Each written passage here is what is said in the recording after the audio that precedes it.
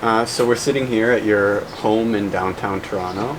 I know that you've lived in this very house, for many, many years, and you've also made the conscious decision not to drive a car for many, many years. I was wondering if you could tell us a little bit about that and your experiences living here.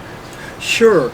Well, it's true that although I was in my younger years, with one exception, when around the age of 10, we lived in Prince Albert, Saskatchewan. But even then it was a small city, about 12,000. But I was brought up in small places, then continued to work in small places. And so when I moved to Toronto, it was the first time I ever moved to a big city. And my sister said, well, there are country mice and there are city mice. And Barrie, you're perfect to be a city mouse, right? And it's true that fairly early on, we've been in, my wife passed away in January.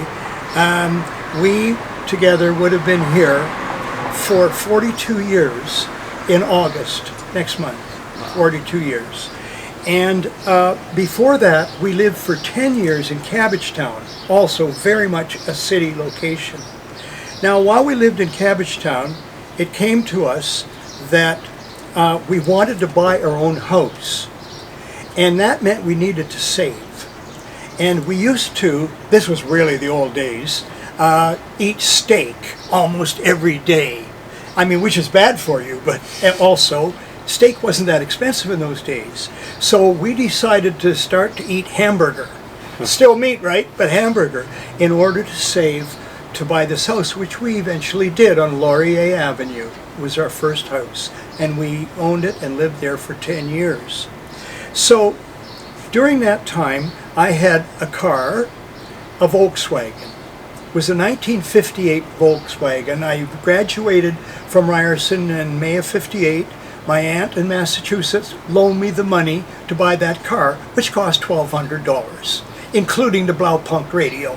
Mm-hmm. And so I put 100,000 miles on it, and then the odometer went back to zero again. And I put another 70,000 miles on it or something. So I was a confirmed car driver. Well, we decided we should stop using the car, and it was actually, I would say mainly, for ecological reasons.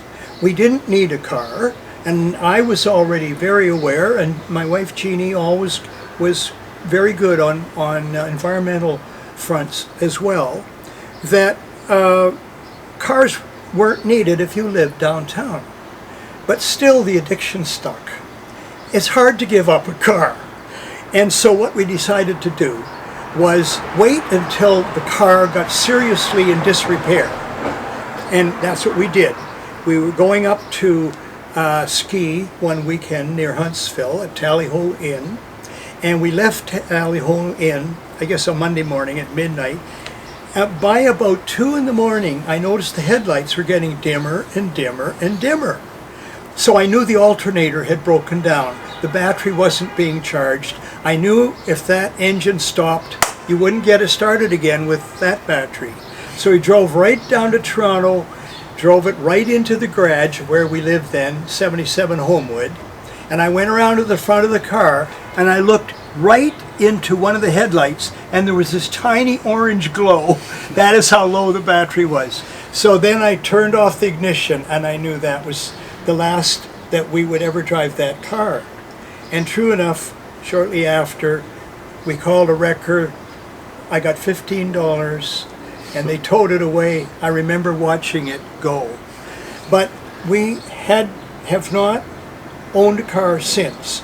When my wife's mother passed away, she had something like a '72 Pontiac, and my wife inherited it, and we had it for a little while, but you could actually see the road through the rusted part of the car that you put your feet on. You could, if you didn't cover it up with a mat. And so I had one bit of fun with that Pontiac.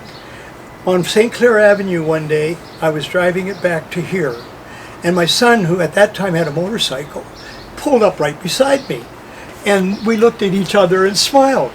And what I decided to do was, when the light changed, I floored it.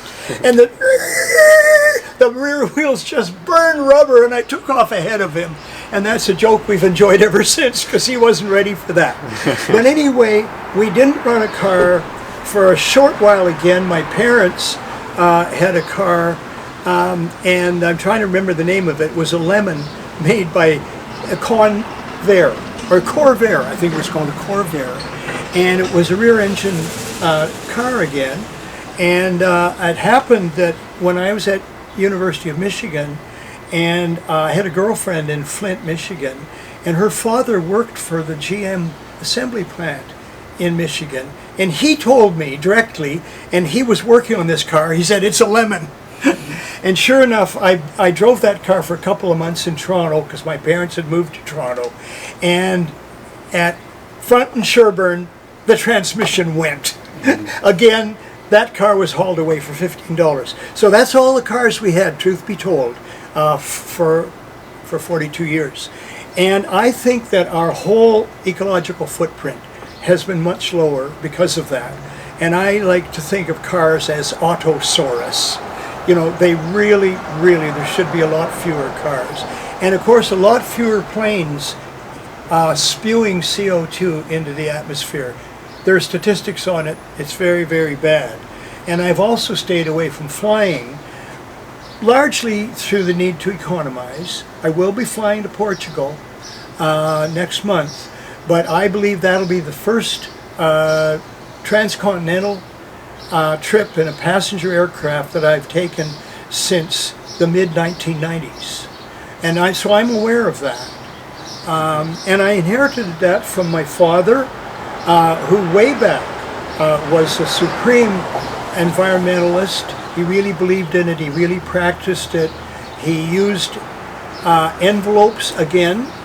He would cover up the address with a piece of paper, and then he'd write his own return address. He would reuse, it's not recycling, reuse envelopes all the time. And usually he'd write political slogans on them to boot. And even when he weighed all of 98 pounds, he would not take the escalators in Toronto because he said there's power needed to raise his 98-pound body up. So he would take the stairs. And I do that too. I take the stairs all I can. There's so many ways you can help the environment. And one of my ways is that I learned this by reading the obituary of a Japanese gerontologist who himself lived to be 105. He was a pretty good advertisement for his specialty. And of course he was asked, to what do you ascribe your longevity? And he said, avoid gluttony. And he said, always take the stairs, preferably 2 at a time.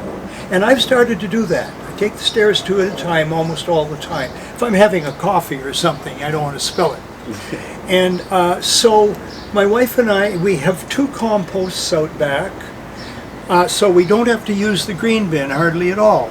Other people put the kitchen scraps there. I know it's good because the green bin people take them to where they belong. But we put them right back into the earth. Our compost we dig out at the bottom and get rich earth. So we are, I don't know if we're typical urbanites or whatever, but we really do try to do the best.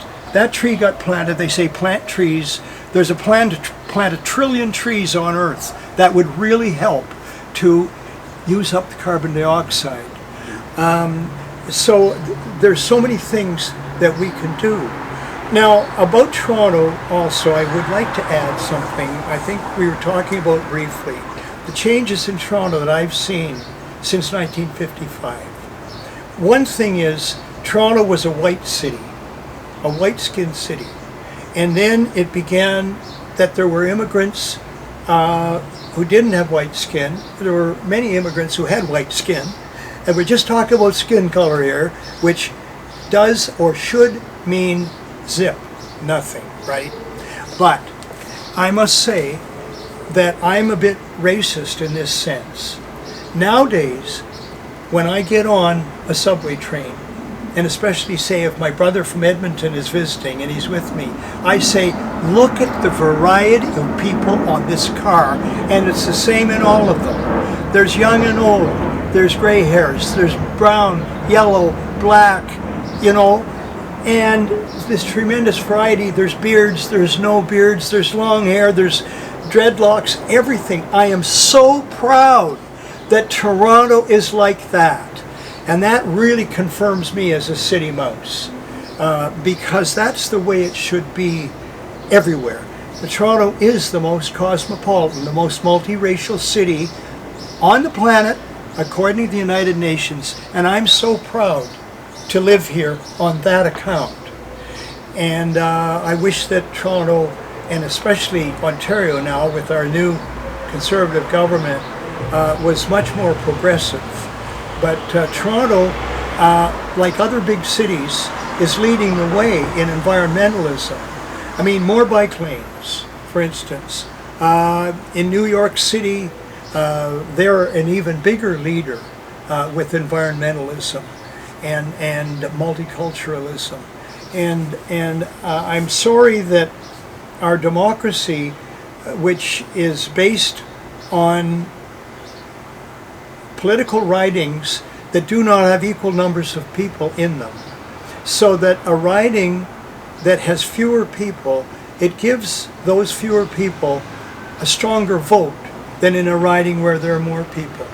And most of the ridings with greater population density are in urban areas, and most of the ridings with less are in rural areas, and there's a certain political price to pay for that, because people, well, I shouldn't really say Collingwood, who call people in Toronto cityites,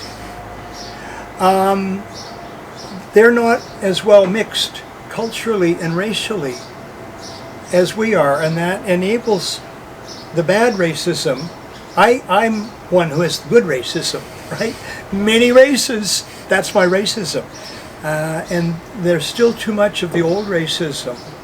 And so I love living here. It took me a long time to stop saying and even thinking to myself that I'm a Westerner, because my formative years were in the West, in Manitoba and Saskatchewan. And I don't know when it was that I fully embraced Toronto, and then after I fully embraced it, became proud of it. And now I'm very proud of it. And I'm proud of Ontario as a whole, because the people are going, I think, in the right direction, except those who voted for Ford. All right. Amazing. Thanks so much for talking to us today. It's been really fun and really cool stories. Yeah. Thank you so much. Well, thank you guys. And I know I got off the beaten track there,